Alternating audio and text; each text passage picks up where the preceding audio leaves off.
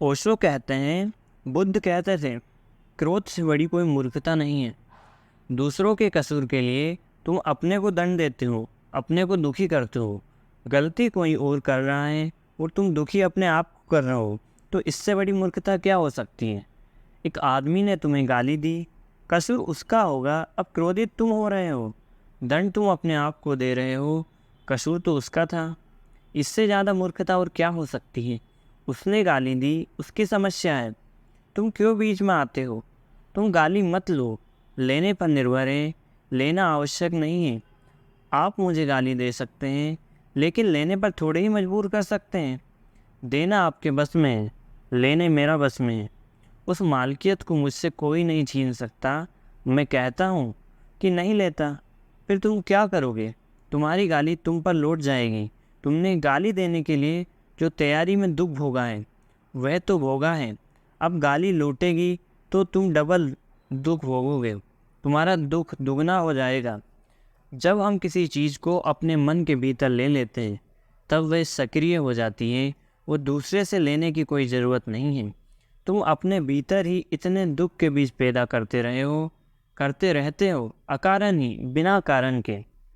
ओशो कहते हैं कि मैं कलकत्ते में एक मित्र के घर मेहमान होता था। उनके पास सबसे बढ़िया कोठी है कलकत्ते में, थी कहना चाहिए, अब नहीं है। अब एक दूसरी कोठी हो गई है, पड़ोस में एक दूसरी बड़ी कोठी खड़ी हो गई है। जब मैं उनके घर मेहमान होता था, तो वे हमेशा अपने मकान में मुझे ले जाते थे। कई बार दिखा चुके थे, मगर फिर दिखाते रहते थे। उनका रस खत्म ही नहीं होता था। कहते रहते थे कि ये स्विमिंग पूल है, ये बगीचा है, सब दिखाते थे। उनकी आदत थी यह मानकर जब भी वे दिखाते, फिर इस तरह उत्सुकता लेता जैसे कभी नहीं देखा। मगर आखिरी बार जब उनके घर गया, तो उन्होंने मकान ना दिखाया। मैं थोड़ा हैरान हुआ, क्या यह आदमी बदल गया। मैंने पूछा कि मामला क्या है भाई, मकान नहीं दिखलाएगा। कहने लगे, क्या खाक दिखलाएं। मैंने उनसे पूछा, क्या हुआ, हर बार तो तुम अपना मकान दिखाते रहते हो, इस बार क्यों नहीं दिखा रहे हो।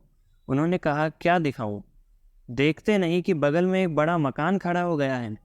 जब तक इससे बड़ी कोठी ना कर लूं, तब तक चैन नहीं है। अब क्या दिखाना है।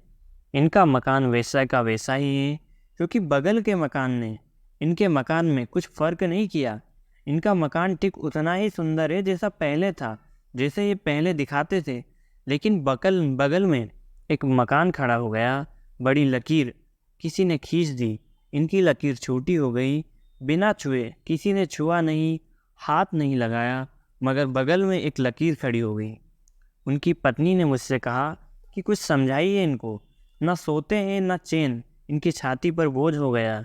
वे बगल के मकान वाले को शायद पता भी ना होगा कि कोई ऐसे जला भुंजा रहा हो, ऐसे दुखी रहता हो उनके मकान के कारण, कि कोई मरा जा रहा है। मगर इस आदमी ने अपने भीतर एक बीज बो लिया, उस मकान से नहीं आया। क्योंकि इनकी पत्नी को कोई तकलीफ़ नहीं, इनकी पत्नी भी वही है, उसे कोई तकलीफ़ नहीं है, मकान से नहीं आया।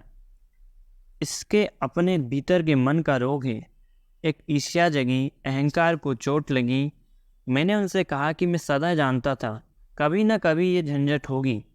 आप अपने मन में अपने मकान का इतना रख लेते हैं कि कोई भी मकान अगर खड़ा हो गया तो आप जी ना सकोगे। क्योंकि सदा आपको देखकर मुझे ऐसा लगता है ये मकान आपके लिए नहीं है, आप मकान के लिए हो। आप मालिक नहीं हो, ये मकान मालिक है। आप वस्तु को अपना सब सामान दे दिए हैं, वस्तुओं को आप गुलाम हो गए हैं। मुझे डर था कि कभी ना कभी ये होगा, कोई मकान बगल में खड़ा हो जाएगा तो तुम झेल ना पाओगे। ओशो यही समझाना चाहते हैं कि व्यक्ति दुखी होता है दूसरों के कारण। देखा जाए, अगर दो लोग हैं पड़ोस में और किसी एक की नौकरी लग गई, तो सामने वाला दुखी इसलिए होता है कि उसकी नौकरी लग गई, दुखी इसलिए नहीं है कि मेरी नहीं लगी। घर वाले, परिवार वाले सबसे ज़्यादा दुखी इसी बात से हो जाते हैं कि मेरी नहीं लगी तो नहीं लगी, बस सामने वाले की कैसे लग गई। तो कैसी ये आपकी मन की व्याख्या है, कैसे तुम देखते हो, कैसे तुम सोचते हो, कैसी तुम व्याख्या करते हो, यही तुम्हारा जीवन निर्भर करता है। इसी पर तुम्हारा जीवन निर्भर करता है, जैसा तुम सोचते हो, जैसा तुम देखते हो। मन सभी प्रवृत्तियों का पुरोगामी है। मन सबका प्रधान है। यदि कोई प्रसन्नता से बोलता है या कर्म करता है तो सुख उसका अनुसरण करता है, वैसे ही जैसे कभी साथ न छोड़ने वाली छाया करती है। अगर तुम दुखी हो तो अपने मन के कारण जानना, अगर सुखी हो तो अपने मन को कारण जानना। अपने से बाहर कारण को मत खोज लेना, वही धोखा है। इसको ही धार्मिक क्रांति कहता हूँ। जिस व्यक्ति ने अपने जीवन के सारे कारणों को अपने भीतर देख लिया, वह व्यक्ति धार्मिक हो गया, क्योंकि अब उसके हाथ में है बात। अब दुखी होना हो तो तुम जानते हो कौन से बीज बोने, सुखी होना हो तो तुम जानते हो कौन से बीज बोने। अब कोई मजबूरी ना रही। फिर अगर तुम में मज़े ही लेना हो, दुख में भी मज़े लेना हो, तो मज़े से बीज बो, कोई बाधा नहीं डाल सकता।